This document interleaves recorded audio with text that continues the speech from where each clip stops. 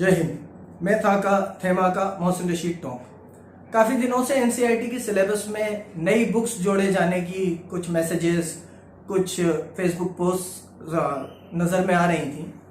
आज मैंने वो बुक्स देखी, ऐसा सिलेबस देखा 6, 7, 8, 9, 10 क्लासेस का, जिसमें नई बुक्स जोड़ी गई हैं। एनसीईआरटी की तरफ से सिलेबस में नई बुक्स जोड़ी गई हैं, जिनको देख के काफ़ी हैरानी हुई। क्या अब ये सरकार स्कूलों में भी धर्म का प्रचार करना शुरू कर रही है? स्कूलों में भी मुसलमान बच्चों को, सिख बच्चों को, ईसाई बच्चों को हिंदू धर्म पढ़ना पड़ेगा? बहुत से लोग मेरा वीडियो देख के कह सकेंगे कि आपको क्या परेशानी है अगर हिंदू धर्म का प्रचार, हिंदू धार्मिक ग्रंथों का प्रचार स्कूलों में किया जा रहा है या पढ़ाई जा रही है। तो मैं उनसे कहूंगा कि मुझे कोई आपत्ति नहीं होती अगर रामायण, महाभारत, वेदों के साथ साथ कुरान को भी स्कूलों में पढ़ाया जाता, बाइबल को भी स्कूलों में पढ़ाया जाता, गुरु ग्रंथ साहिब को भी स्कूल में पढ़ाया जाता। मुझे कोई परेशानी नहीं होती। लेकिन अगर आप स्कूलों को मुसलमान, क्रिश्चियन, सिख, बौद्ध बच्चों को ये जबरदस्ती करेंगे उनके साथ कि उन्हें हिंदू धार्मिक ग्रंथ पढ़ना पड़ेंगे, तो इस बात से बिल्कुल मुझे आपत्ति है। मैं वो चीजें आप लोगों के सामने लाना चाहता हूं जो इस बार एनसीईआरटी ने 6, 7, 8, 9, 10 के सिलेबस में ऐड की है। 6th क्लास में पहली ये बुक ऐड की गई है जिसका नाम है बाल राम कथा। इसमें पूरी रामायण को बच्चों को पढ़ाया जा रहा है। इसमें अजीब सी पिक्चर्स हैं, मूर्तियों की पिक्चर्स हैं। पूरी रामायण पढ़ाई जा रही है बाल राम कथा के नाम से 6th क्लास के बच्चों को। क्या जरूरत आ रही है 6th क्लास के बच्चे को रामायण पढ़ाने की, एक मुसलमान, क्रिश्चियन, सिख बच्चे को रामायण पढ़ाने की? 7th क्लास की हम बात करें तो रामायण के बाद अगला चैप्टर आ जाता है महाभारत। महाभारत में पूरी तरीके से 7th क्लास के बच्चे के दिमाग में महाभारत ठूंसी जा रही है।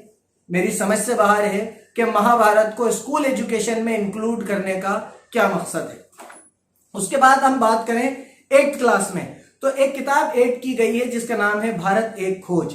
इसमें भारत एक खोज में सबसे पहले तो वही चीजें जो हिंदू ग्रंथों को प्रमोट करती हैं, हिंदू धर्म को प्रमोट करती हैं, ऐसी बातें इस चीज में डाली गई हैं। साथ के साथ इसमें वेदों के बारे में बताया जा रहा है, वेद पढ़ाए जा रहे हैं। उसी के साथ साथ चैप्टर लिखा गया है जिसका नाम है नई सीमाएं अरब और मंगोल, और इसमें एक टॉपिक है महमूद गजनवी और अफगान। और इसमें बिल्कुल क्लियरली एक बात लिखी गई है कि महमूद गजनवी और मोहम्मद गौरी ने आके हिंदुस्तान पे आक्रमण किए, हिंदुस्तान को लूट डाला, खत्म कर डाला, बर्बाद कर दिया। और उसके साथ एक लाइन लिखी गई, उनके दिलों में मुसलमानों के प्रति गहरी नफरत पैदा हो गई।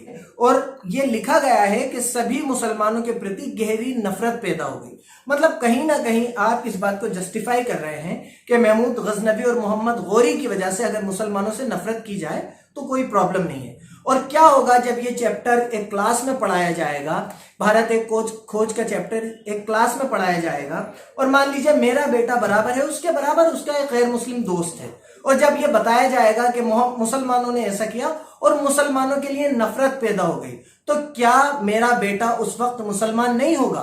क्या आपका बेटा उस वक्त बैठा हुआ वहां पर मुसलमान नहीं होगा? क्या उसे ये फील नहीं होगा कि नफरत हमारे लिए है? एक 8th क्लास के बच्चे को इस तरीके से उसके दिमाग के साथ खेलना, इस तरीके से नफरत उनके दिमागों में ठूंस देना कहां तक बेहतर है? 9th की कुछ बुक्स मुझे मिल नहीं पाई। 10th की एक किताब है कृतिका। इस कृतिका में एक चैप्टर लिखा गया जिसका नाम है एही ठेया झुलनी हैरानी है रामा।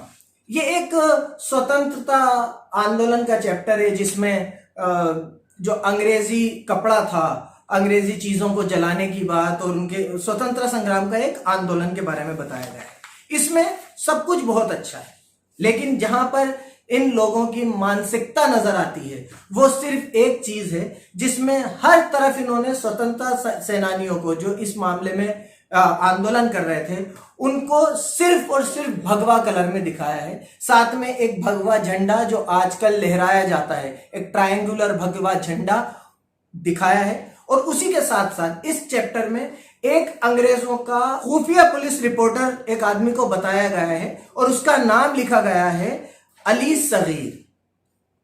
पूरा चैप्टर स्वतंत्रता सेनानियों का है, लेकिन जो आदमी एक स्वतंत्रता सेनानी को मार रहा है, जो आदमी अंग्रेजों की मुखबिरी कर रहा है, जो उनका खुफिया इंस्पेक्टर है, उसका नाम बताया गया अली सगीर।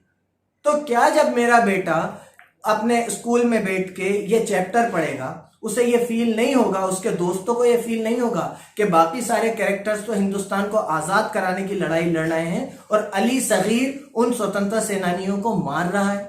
उसी के साथ एक और किताब है, यही क्षितिज भाग 2। इसमें भी अगर आप देखें तो इसमें अगर पोएट्री भी पढ़ाई जा रही है तो पोएट्री के भी जो चैप्टर्स हैं वो है राम लक्ष्मण परशुराम संवाद।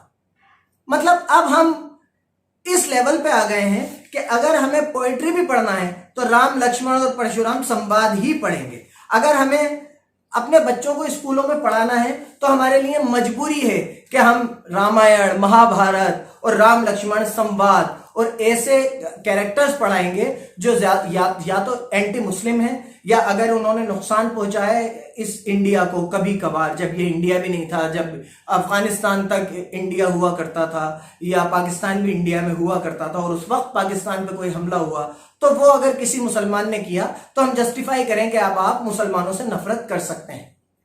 मेरी समझ से बाहर ये बात है कि सारी पॉलिटिकल पार्टीज जब ये एजेंडा एनसीईआरटी के जरिए स्कूलों में थोपा जा रहा है तो सारी पॉलिटिकल पार्टीज क्या कर रही हैं?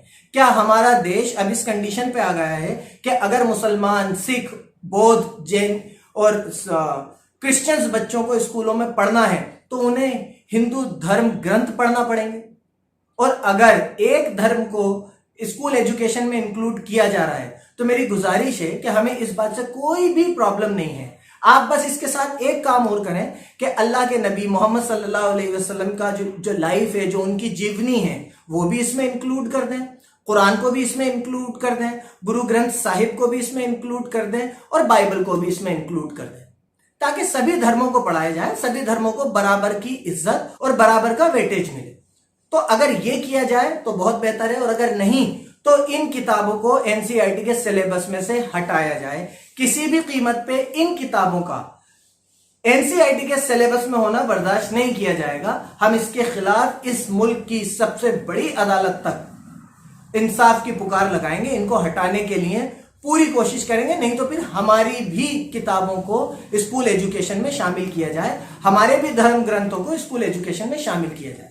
मेरी आप सबसे गुजारिश है कि इस हमले के आगे, इस साइकोलॉजिकल हमले के आगे खामोश नहीं बैठे। ये आपकी टीचिंग्स पे हमला है, ये आपके बच्चों के दिमाग पे हमला है, ये आपके मजहब पे हमला है, ये आपके कल्चर पे हमला है, ये इंडिया पे हमला है। इंडिया सभी धर्मों का देश है, ये किसी एक धर्म का देश नहीं है। इसलिए इंडिया की आत्मा को बचाने के लिए उठिए, कोशिश कीजिए कि ये किताबें या तो हटाई जाएं या फिर सभी धर्मों की किताबें एनसीईआरटी के सिलेबस में इंक्लूड की जाएं। मेरी गुजारिश है कि जो लोग भी लीगली इस मामले में मेरी हेल्प कर सकते हैं, हमें हो सकता है हाई कोर्ट तक लड़ना पड़े, सुप्रीम कोर्ट तक लड़ना पड़े, हमें इन चीज़ों को चैलेंज करना पड़े, वो मेहरबानी करके मुझसे कांटेक्ट करें या मुझे रास्ता दिखाएं, मुझे गाइड करें। बहुत बहुत शुक्रिया। मैं था का थैमा का मोहसिन रशीद टॉक।